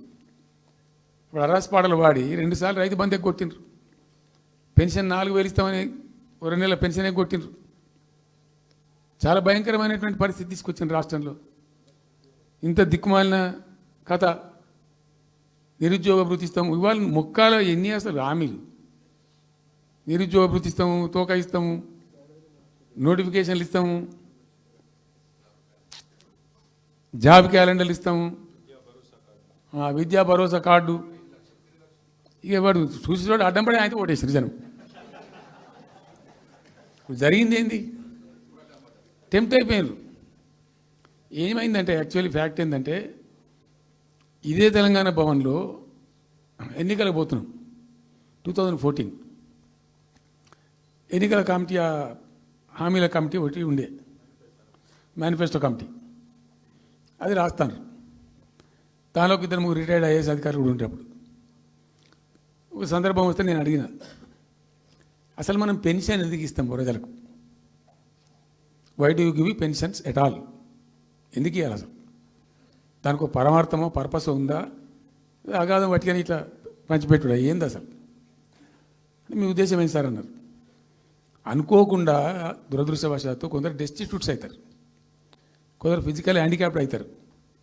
ఇలా మంచిగానే ఉన్నాం, ఏమో ఏమైనా ఒక యాక్సిడెంట్ అయితే కథం తెల్లారు మనం వికలాంగుడు అయిపోతాం, కదలలేని పరిస్థితికి వచ్చేస్తాం. రకరకాలు ఉంటాయి. వృద్ధాప్యం వస్తే పాపం వాళ్ళ పిల్లలు చూసి చూడకపోయారు, కొంతమంది పట్టించుకొని లేని వాళ్ళు ఉంటారు. అట్లాంటి వాళ్ళకు, అనాథలకు, ఆర్ఫన్స్కు, డెస్టిట్యూట్స్కు, విధివంచితులకు ఇచ్చేది పెన్షన్. అది ఎందుకు? అది ఒక పరమార్థం ఉండాలి. వాళ్ళు బిర్యానీ తినకున్నా, పెద్ద గందరగోళం లేకున్నా కనీసం 2 పూటలు పప్పు పచ్చిపులిసింది అన్నం తిని మాంజాల వాడు పండుకుంటట్టు ఉండన్న ఆ మేరకు ఇవ్వండి అని చెప్పినాం. అప్పుడు ఒక ఆయన గోయల్ సాబ్ అని ఉండే ఐఏఎస్ ఆఫీసర్. ఆయన ఉప్పుకింత పప్పుకింత అని అన్ని రేట్లు లెక్కబెట్టి 670 రూపాయలు ఇస్తే సరిపోతుంది సార్ అన్నాడు. నేను గావాలకి ఇచ్చేదానికి ఒక కోసి జాయిన్ అవ్వాలి, ఒక 1000 రూపీస్ పెట్టు, ఇది పెద్ద కథ ఎందుకు అని 1000 చేసాం. దేనికన్నా కానీ 1000 రూపీస్ చేసినాం ఫస్ట్. సెకండ్ టర్మ్ నేను ప్రకటించిన, మళ్ళీ మేము గెలిపించుకొని ఈసారి గెలిస్తే వెంటనే 2000 రూపీస్ చేస్తామని చెప్పాను. మొదలు 1000 అన్నప్పుడు అడగలే, మా అంతటా మేమే సుమోటోగా మాట్లాడి చెప్పి డే 1 గవర్నమెంట్ ఇచ్చిన ఫస్ట్ క్యాబినెట్ని డిసైడ్ చేసి 1000 రూపీస్ పెట్టాం. 200 to 1000, 1000 to 2000 also first మంత్ని. Second టర్మ్లో మా గవర్నమెంట్ వస్తే ఫస్ట్ మంతే, ఏ మంత్లో గవర్నమెంట్ వచ్చినా అదే మంత్లో 2000 రూపీస్ చేసినాం, జనానికి అందించినాం. జనం కూడా ఏమనుకున్నారు, కేసీఆర్ 2 అన్నప్పుడు 4 అన్నట్టుగా ఇస్తాడు కావచ్చు, టెంప్ట్ అవుతారు పాపం, సహజంగా పేదవాళ్ళు కదా, లేని వాళ్ళు కాబట్టి. మనది కాదు సబ్జెక్ట్, అది కాదు కదా. ఈయన 2 ఇచ్చిండు కదా, 200 2000 చేసిండు, ఈడు తప్ప 4000 చేస్తాడేమో అనే ఆశలో మా కోటేసే ఉద్దేశం ఉన్న ప్రజలు కూడా ఈ మాయల పడి పాపం టెంప్ట్ అయిపోయి గోల్మాల అయిపోయి ఓట్లు వేసినారు. ఇలా తలలు బాదుకుంటున్నారు, తిడుతున్నారు, భయంకరమైన తిడుతున్నారు. నిన్న నేను హైదరాబాద్ వస్తున్నాను, నిన్న నేను మా ఫామ్ నుంచి బయలుదేరి వస్తుంటే ఒక 10 చోట్ల ప్రామిస్ చెప్తున్నాను. 10 ప్లేసెస్లో పక్క పండు వచ్చుకో, కానీ కార్లో కూర్చున్న 2 స్టీరింగ్ ఇచ్చిపెట్టి 2 చేతులు మీదకి పెట్టిండు. బాస్ మళ్ళీ మనం జల్దీ రావాలి, మనమే వస్తున్నాం, నెక్స్ట్ మనమే అని దుంకుతున్నాడు. ఆ మోటార్ పైసలు వేసేవాళ్ళు వాడు డుర్రమన్న పక్కన వచ్చి వాడు వచ్చి నెక్స్ట్ మనమే సార్ వచ్చేస్తున్నాం అంటూ పోతుండ్రు. హైదరాబాద్ సిటీలో అనేక ప్లేసెస్లో కనీసం ఒక 10-12 ప్లేసెస్లో అట్లా చెప్తున్నారు జనం. అది దేనికి సంకేతం? మీ మీద ప్రజలు విశ్వాసం కోల్పోతున్నారు రోజు రోజుకు, మీ చర్యల వల్ల, మీ పిచ్చి పనుల వల్ల. ఇంకోటి ఏంది, మీరు చేసే చర్యలు ఎట్లున్నాయి? మొత్తం రియల్ ఎస్టేట్ బ్రోకర్ దందానేనా? ఫార్మాసిటీ ఎందుకు వచ్చిందండి? ఫార్మాసిటీ మా ప్రభుత్వం ఎందుకు వచ్చింది pharma city? Why did we bring pharma city at all? అనుకోకుండా కొన్ని ప్రాంతాలకు, కొన్ని రాష్ట్రాలకు కొన్ని సందర్భాలు కలిసి వస్తాయి. భారత ప్రభుత్వం ఆనాడు ఉన్నటువంటి నెహ్రూ గారి ప్రభుత్వంలో ఈ ఫిలకు వ్యాధి, కలరా వ్యాధి వ్యాపించి ప్రజలు ముబ్బడిగా చచ్చిపోయేది.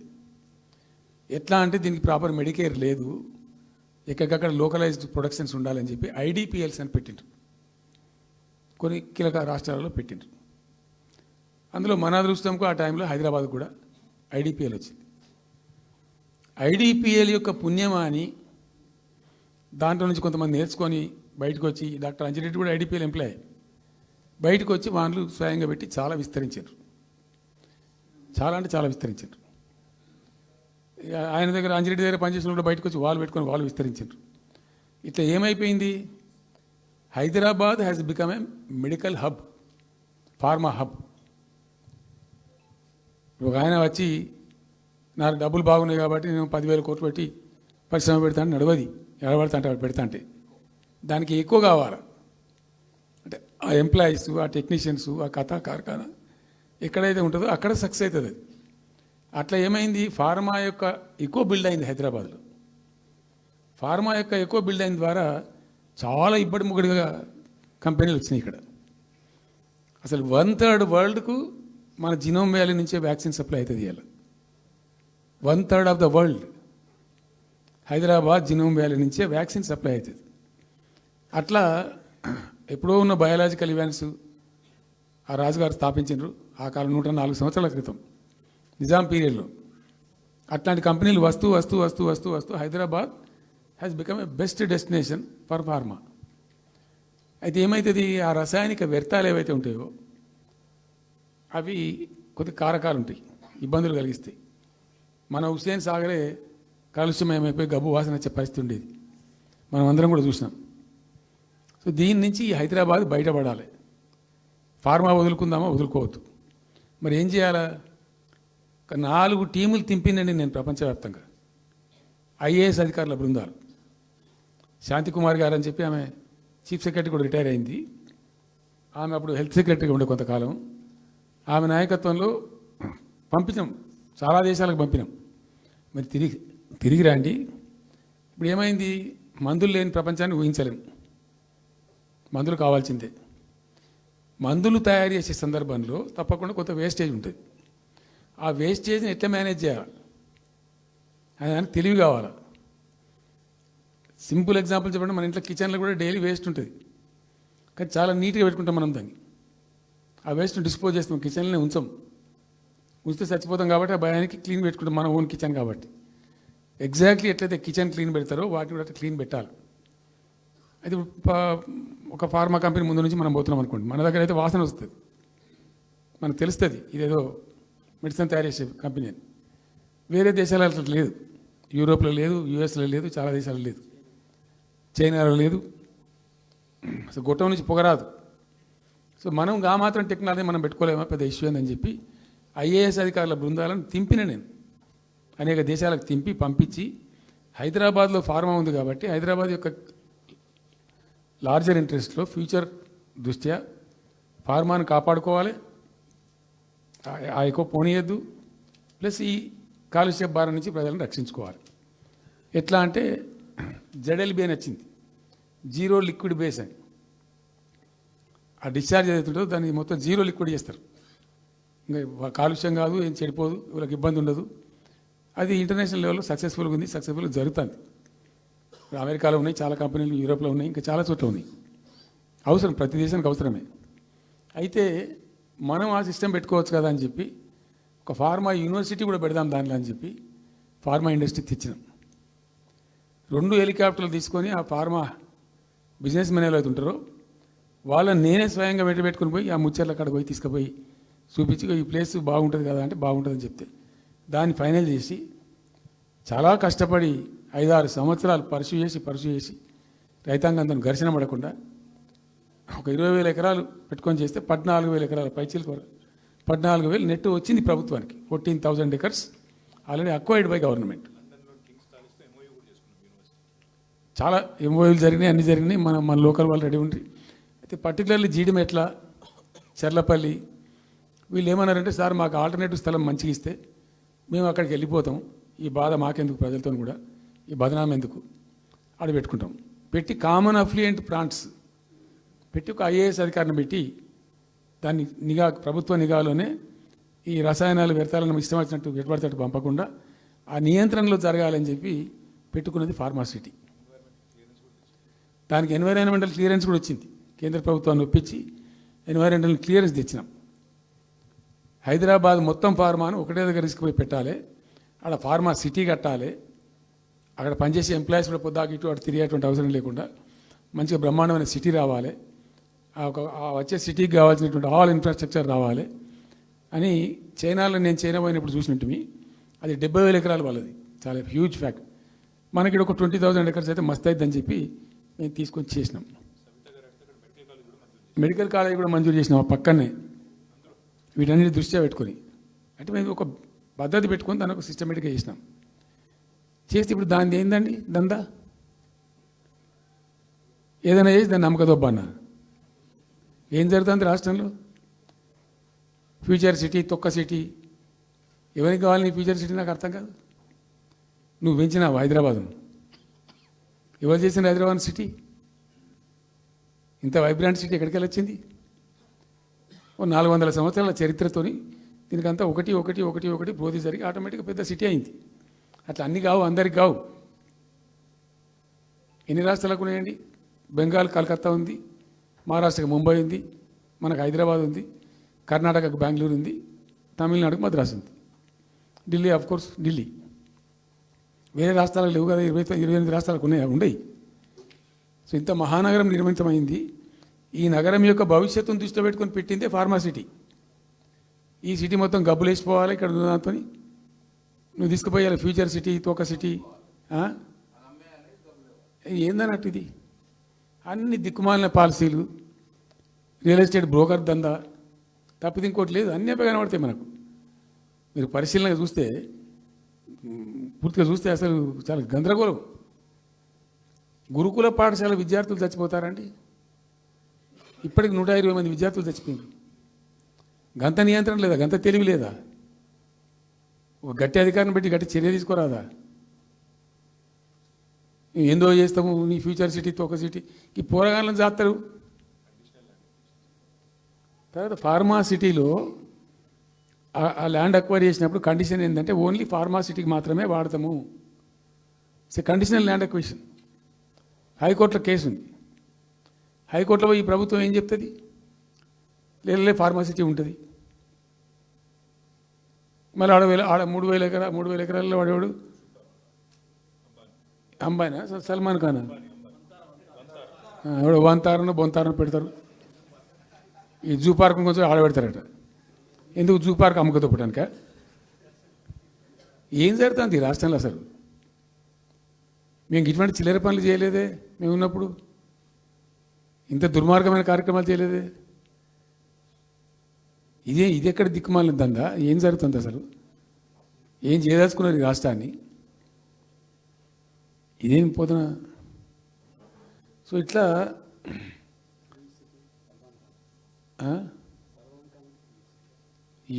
అది ఏందో నేను ఒక్కటే మాట్లాడుతున్నానండి. బిజినెస్ మీట్ పెడతాం, ఎంఓయూలు చేసుకుంటాం. ఏ ప్రభుత్వం చేయాల్సిందే. అడ్డగోలు జమాబందీ దానికి లెక్కలేని కథ అంటే ఏందన్నట్టు. ఒక హైప్ క్రియేట్ చేసుడు, దీనికి ఆజుడు, దీనికి గురువు చంద్రబాబు నాయుడు.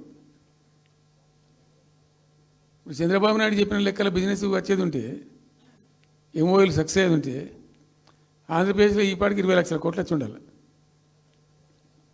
ఆయన ఫస్ట్ టైం అలా సీఎం ఉన్నప్పుడు ఆ ఊళ్ళో పెట్టే కదా, వైజాగ్లో, అమరావతిలో కదా, వైజాగ్లో పెట్టిండు. వైజాగ్లో ఎవరు వెళ్ళి ఎంఓయూలు చేసిన వాళ్ళంటే వంట మనుషులు చెప్పిండ్రు. ఆ స్టార్ హోటల్లో ఉండే బయట వంట మనుషులు, వాడు ఎవడు ఆ సప్లై చేసేటోళ్ళు, వాడు వచ్చి కూర్చోపోయి సంతకం పెట్టి పెట్టిండు వాడు పాపం. అవునా అండి, పాపులర్ అయింది అది. ఇప్పుడు మరి ఎక్కడ ఆ పెట్టుబడులన్నీ ఎక్కడ చెప్పండి? ఆఖరికి 10,000 కోట్లు అన్న రావాలి. 15 లక్షల కోట్లు, 6 లక్షల కోట్లు, 8 లక్షల కోట్లు.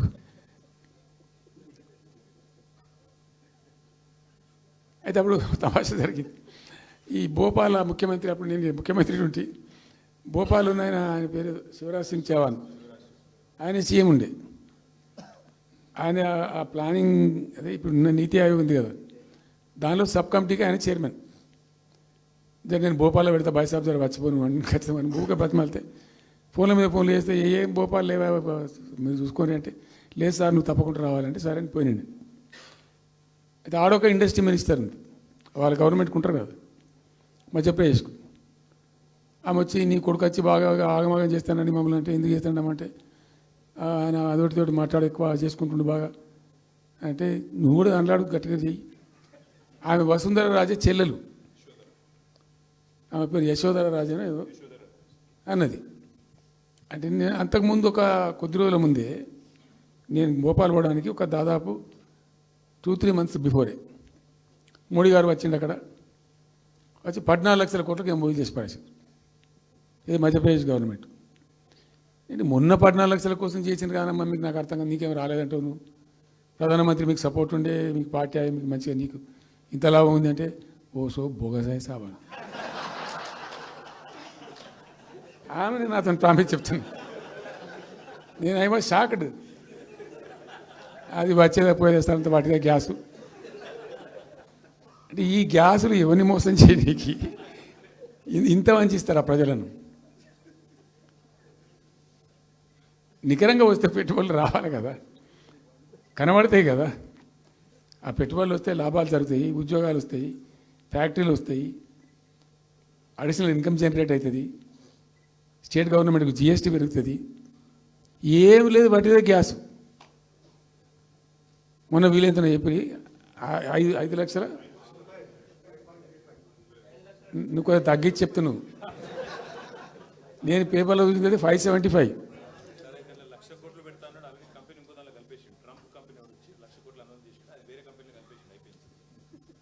ఇట్లా ఇది ఏమి ట్రంప్ ఓడికి ఇంపి ఇదంతా ఏం పంచాయతీ? ఇట్లా ఈ మోసాలు చేసి ప్రజలను ఎంతకాలం పంచిస్తారు?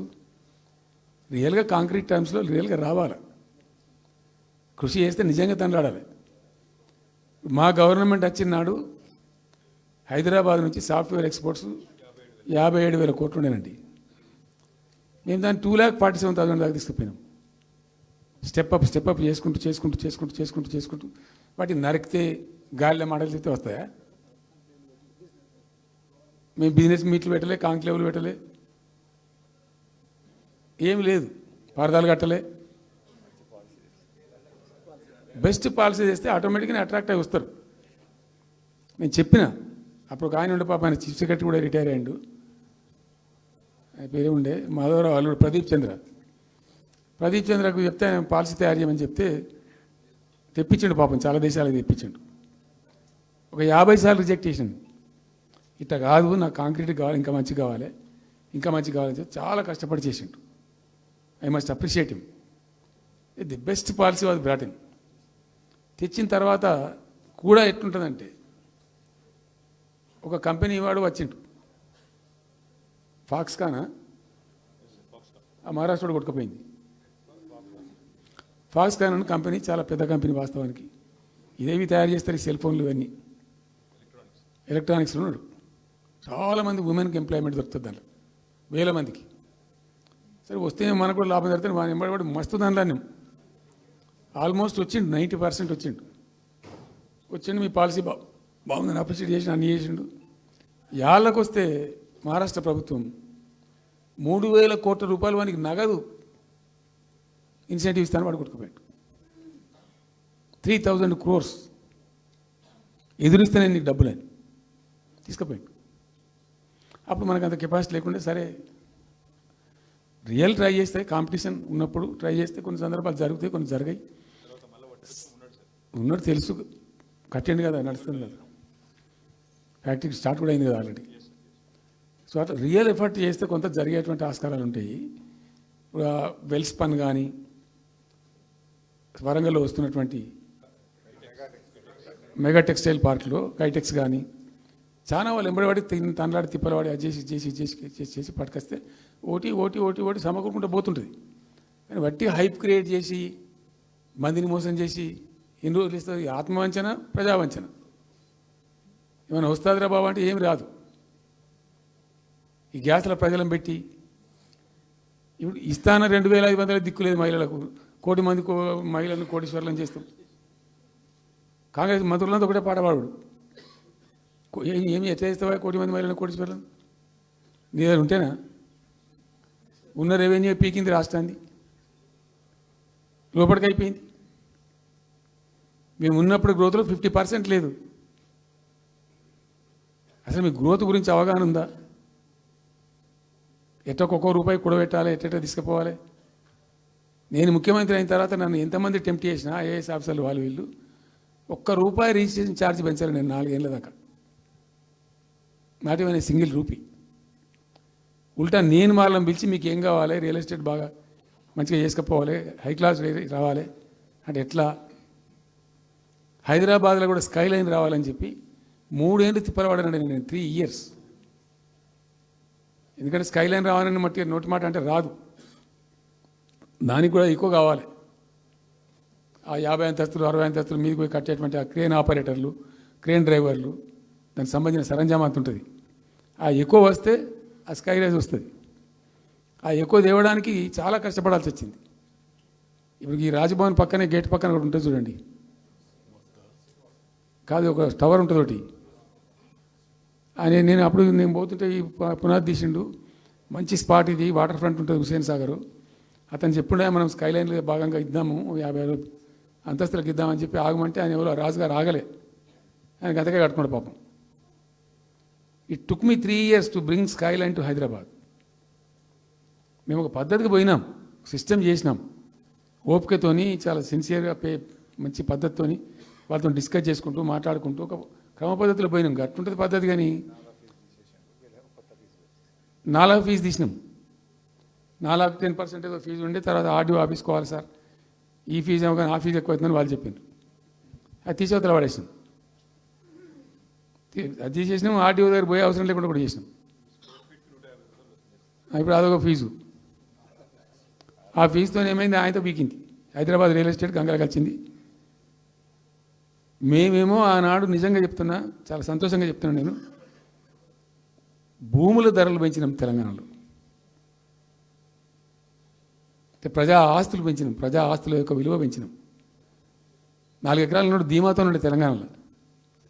కొద్దిగా డాంబర్ రోడ్డు అంటుకునే 4 ఎకరాల నోడు 50 లక్షల కాడికి అమ్మితే నాకు 2 కోట్ల శ్రీమంతుని అని చెప్పుకున్నాడు కాలర్ ఎగరేసుకొని.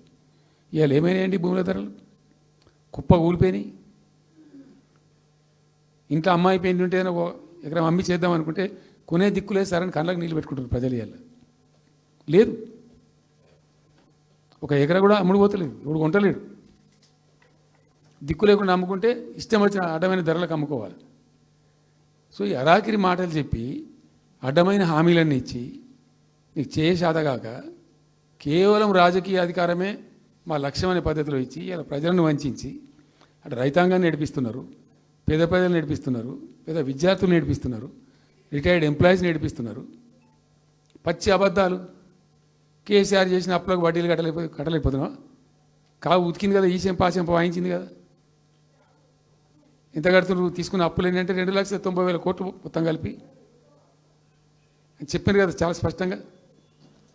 సో ఇట్లా ఇవన్నీ వాస్తవాలు ఒక పక్కకుంటే అన్ని అబద్ధాలు చెప్పుకుంటూ ఇష్టం వచ్చినట్టు మాట్లాడుకుంటూ ఇక నన్ను ఇచ్చడానికైతే వాళ్ళ నోరు మొక్కాలిగా. ఎప్పుడో సందర్భంలో కోపం వచ్చి ఒకటి తిట్టినామంటే ఓ మనిషిని మాట వేరు. పొద్దా కాదే కదా కేసీఆర్ చచ్చిపోవాలి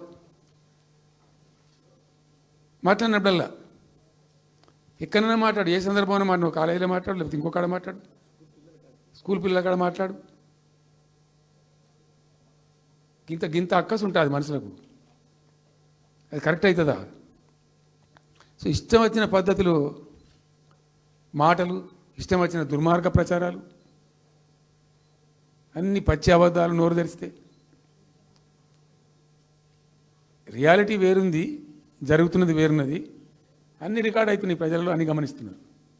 సో కాబట్టి ఏదేమైనప్పటికీ పాలమూరు రంగారెడ్డి ఎత్తిపోతల పథకం విషయంలో ఎట్టి పరిస్థితుల్లో రాజీ పడం. ఈ ప్రభుత్వాన్ని నిద్రపోనీయం, కేంద్ర ప్రభుత్వాన్ని కూడా నిద్రపోనీయం.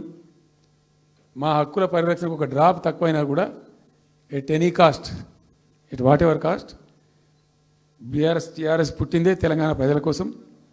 తెలంగాణ ప్రజలకు ఒక నొక్కు పడుతుంటే మౌనం పాటించలేం. మీరు ఏం ఊరుకో ఏం చేసుకో. నాకు ఇన్ఫర్మేషన్ వచ్చింది, మీటింగ్ జరుగుతుంటే మరి 4 గంటలకు అయిపోవాలి లెక్క ప్రకారం. It was extended. 5 గంటలకే ఉత్తమ్ కుమార్ రెడ్డి ప్రెస్ మీట్ పెట్టిండు. మీకు కూడా వచ్చి ఉంటుంది ఇన్విటేషన్. ఎందుకు కేసీఆర్ కాగానే మనం ఇంకొక వరుస మళ్ళీ మురగాలి. చిట్ చాటు